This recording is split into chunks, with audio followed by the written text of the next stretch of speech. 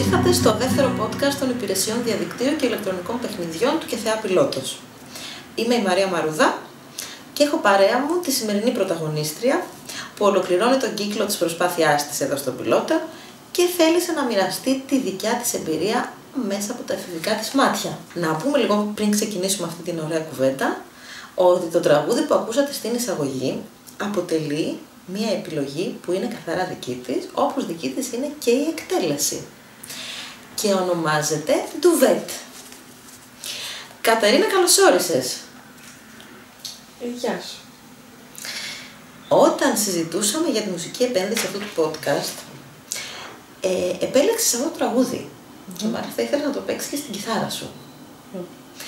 Είναι κάτι που συμβολίζει για σένα αυτό το τραγούδι?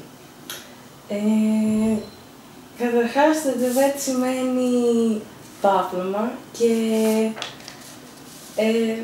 σε σχέση με το πώς ήμουνα παλιά, γιατί συνέχεια ήθελα να κρύβομαι πίσω από κάποιον ή από κάτι και πιστεύω ότι αυτό το τραγούδι ταιριάζει με αυτή την περιγραφή. Τι ωραία σύνδεση που έκανες. Πάμε λοιπόν να ξεκινήσουμε την κουβέντα μας. Ωραία. Πόσο διάστημα λοιπόν είσαι εδώ? 6-7 μήνες νομίζω. Και τι ήταν αυτό που σε έκανε να πλησιάσεις εδώ τον Πιλότο? Με κίνησε η μητέρα μου γιατί πίστευε ότι δεν μου έκανε καλό όλη αυτή η κατάσταση που ήμουν συνέχεια σπίτι και στο κινητό και ήρθα για να αλλάξει αυτό. Και τι είναι αυτό που σε ενδιέφερε όταν ασχολούσαν με το κινητό σου? Συνήθως έπαιζα παιχνίδια και μιλούσα στα social με τις φίλες μου. Αγαπημένο παιχνίδι? Τότε ήταν το Genshin Impact. Τι είναι αυτό που έβρισκες ελκυστικό σε αυτό το παιχνίδι? Ότι ήταν ένας ανοιχτός κόσμος και μπορούσες να πας όπου ήθελες. Αυτή η ελευθερία που μπορούσα να κάνω ό,τι ήθελα και ότι ήμουν διαφορετική εκεί. Πολύ ωραία. Και σε σχέση με τα social media? Μιλούσα γενικότερα με τις φίλες μου ή πόσταρα καμιά φορά ή έβλεπα βιντεάκια, γιατί πλέον τώρα όλα τα social έχουν αυτά τα βιντεάκια. Τι βιντεάκια σου άρεσε να βλέπεις? Συνήθως έβλεπα αστεία βιντεάκια που μπορούσα να στείλω στους φίλους μου και να γελάσουμε μαζί. Ή ας πούμε κάποια βιντεάκια που είχαν σχέση με αυτά που μου άρεσαν. Όπως, ας πούμε, έβλεπα βίντεο που έπαιζαν άλλη κιθάρα και με κινητοποιούσε να κάνω κι εγώ εξάσκηση. Πάρα πολύ ωραία.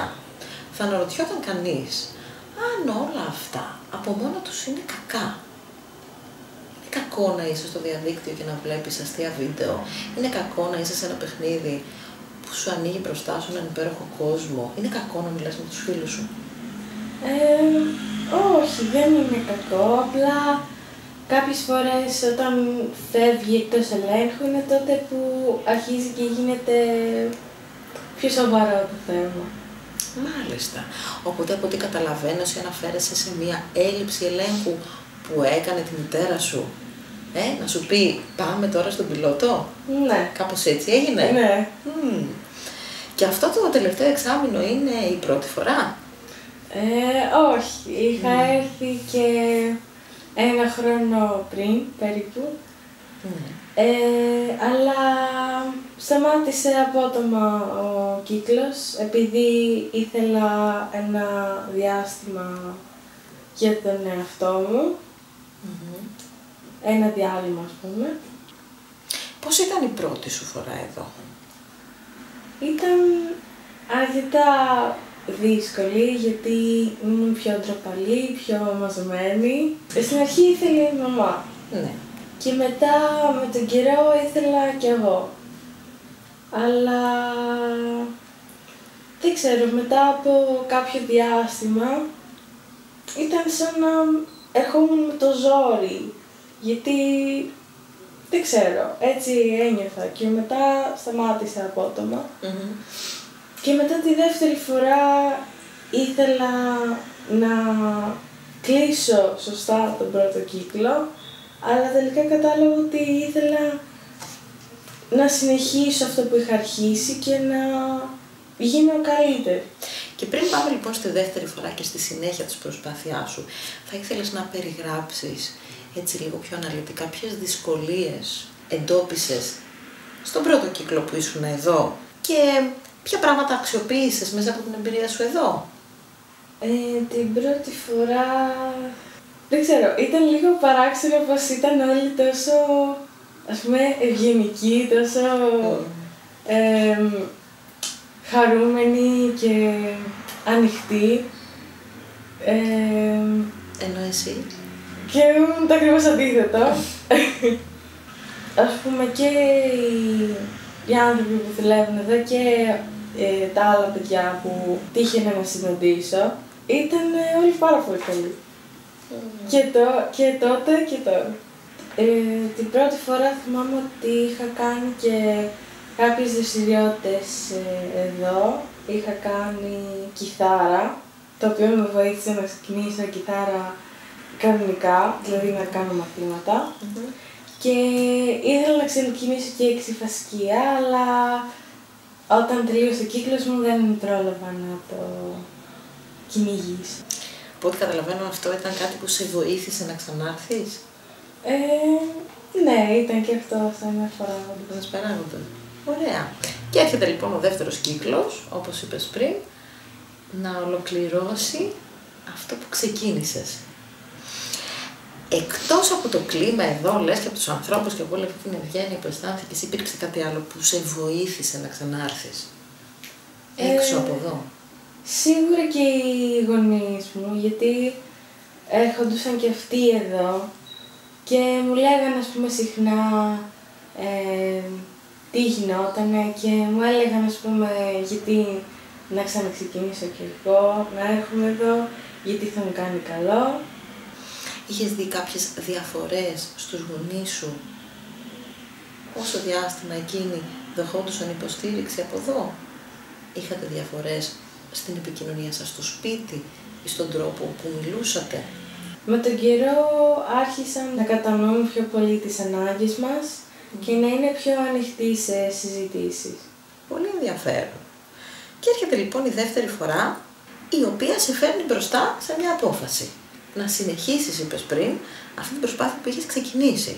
Ποιος ήταν ο λόγος λοιπόν που ξεκίνησες αυτόν τον δεύτερο κύκλο εδώ? Ήθελα να κάνω τον χρόνο που είχα τόσο πολύ στο κινητό μου και σε διάφορες ηλεκτρονικές συσκευές, να το κάνω πιο ποιοτικό και παραγωγικό, αντί για μόνο βιντεάκια και chat. Και πώς το έκανες αυτό? Είχα βάλει κάποιους στόχους και ήθελα και αρκετή προσπάθεια. Δύο βασικά συστατικά της επιτυχίας, στόχους και προσπάθεια. Θέλεις να μας μιλήσεις λίγο παραπάνω για τους στόχους σου? Οι στόχοι που είχα ήταν να μειώσω τη χρήση του κινητού και να βάλω και όριο στο παιχνίδι, γιατί έπαιζα πάρα πολύ και ήθελα να κάνω όλο αυτό το χρόνο που αφιέρωνα σε αυτές τις συσκευές σε κάτι πιο δημιουργικό. Όπως? Στην αρχή είχα ξεκινήσει κιθάρα, τα μαθήματα που ξεκίνησα και ακόμα κάνω. Έκανα πιλάτες, έβγαινα πιο πολύ έξω με τις φίλες μου και ήμουν πιο κοινωνική. Δηλαδή, όταν έβλεπα μια ευκαιρία, πίστευα πως πλέον μπορούσα να πάω και να την πάρω, παρά να την κοιτάω από μακριά και να σκέφτομαι τι θα γινόταν αν μπορούσα να την πάρω, όπως έκανα παλιά. Είναι πολύ συγκινητικό αυτό που λες, γιατί είναι μια έτσι πολύ βασική αλλαγή μέσα στη διαδικασία της πορείας σου. Το χαρακτηριστικό του να παίρνεις πρωτοβουλία, να μην είσαι αόρατη, να βγαίνεις μπροστά και να διεκδικείς τις ανάγκες σου, που ήταν και όχι μόνο πίσω από μια οθόνη, αλλά και μπροστά από αυτή. Ναι. Έξω από αυτή. Okay. Άλλους στόχους? Να μπορώ να είμαι πιο ανοιχτή με τους φίλους μου, γιατί ήμουν αρκετά ντροπαλή. Γενικότερα φοβόμουν τι θα έλεγαν για μένα. Είχα πολύ χαμηλή αυτοεκτίμηση τότε. Και πίστευα ότι με το παραμικρό κάποιος θα με σχολιάσει, ότι θα έλεγαν κάτι για μένα.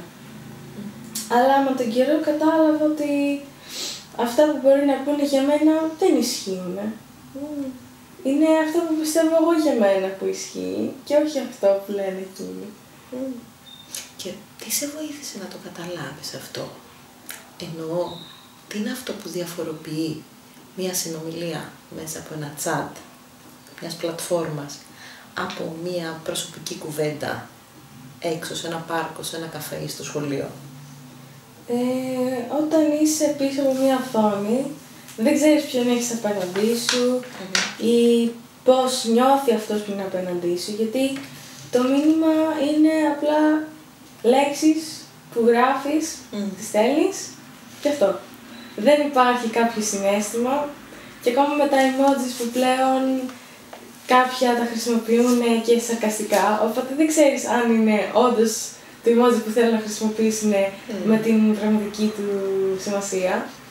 Και όταν είσαι από κοντά, βλέπεις τον άλλον, μπορείς ας πούμε να καταλάβεις από τα μάτια του, από τον τρόπο που μιλάει, από τον τόνο της φωνής του, πώς αισθάνεται,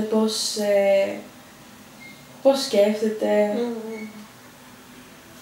Και είναι πάντα εύκολη αυτή η προσπάθεια. Όχι. Καμία προσπάθεια δεν είναι εύκολη. Σωστά. Όταν άρχισες να ικανοποιείς στόχους, πώς αισθανόσουν? Αισθανόμουν περήφανη για τον εαυτό μου, γιατί πίστευα ότι αυτά δεν θα μπορούσα ούτε στο όνειρά μου να τα κάνω. Γιατί θεωρούσα ότι ήταν πάρα πολύ διαφορετικά από ό,τι ήμουν εγώ.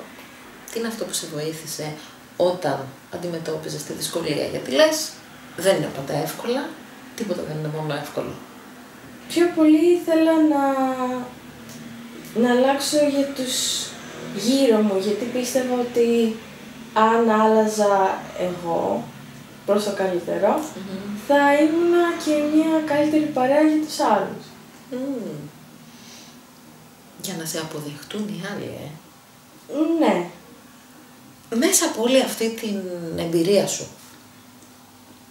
από όλη σου την ενασχόληση, πολλές ώρες λες στο κινητό, όχι πάντα τόσο ποιοτικές, φανταστικοί κόσμοι, παιχνίδια, social media, αλήθεια ή ψέμα ή μέρος της αλήθειας. Υπάρχουν κάποιοι κίνδυνοι που εσύ εντόπισες σε όλη αυτή την πορεία σου? Ναι, αρκετά συχνά. Ήταν διάφοροι λογαριασμοί που μου θα έστελναν μήνυμα ή για phishing ή για ακατάλληλο περιεχόμενο και εγώ δεν ασχολούμουν πάρα πολύ. Ή απλά όταν έβλεπα τέτοιο μήνυμα το έσμηνα ή έκανα κατευθείαν blog αυτό το λογαριασμό. Και πέρα από την προσωπική σου εμπειρία, υπάρχουν κίνδυνοι που έχεις δει σε συνομιλικούς σου, σε παιδιά της ηλικίας σου ή ακόμα και σε ενήλικες που έχεις αναγνωρίσει ότι μπορούν να προκύψουν μέσα από την ενασχόληση? Ναι, γίνεται ας πούμε κάποιος να πει πως είναι 15 και να είναι 40 και όταν θα πάτε να συναντηθείτε να μην είναι αυτός που έλεγε και να θέλει να σε βλάψει. Ωραία. Έτσι, ολοκληρώνοντας και κλείνοντας αυτό το podcast σήμερα, σε σχέση με την ενασχόληση με το διαδίκτυο και τα ηλεκτρονικά παιχνίδια, ένα μήνυμα που θα ήθελες να περάσεις σε έφηβους, σε παιδιά της ηλικίας που μπορεί να σε ακούν αυτή τη στιγμή? Ότι μπορεί κάτι να σου φαίνεται απίθανο ή ότι εσύ δεν θα μπορούσες να κάνεις κάτι τέτοιο, αλλά αν πιστέψεις στον εαυτό σου και πεις ότι εγώ μπορώ, θα μπορείς να καταφέρεις τα πάντα. Αρκεί Να προσπαθήσεις. να προσπαθήσεις. Μόνος. Ή μόνος, μπορείς να ζητήσεις και βοήθεια. Όμως, δεν είναι ντροπή. Ωραία. Σας ευχαριστώ πάρα πολύ για αυτή την όμορφη κουβέντα σήμερα. Και σου εύχομαι πραγματικά να ανθίζεις όλο και περισσότερο. Ευχαριστώ.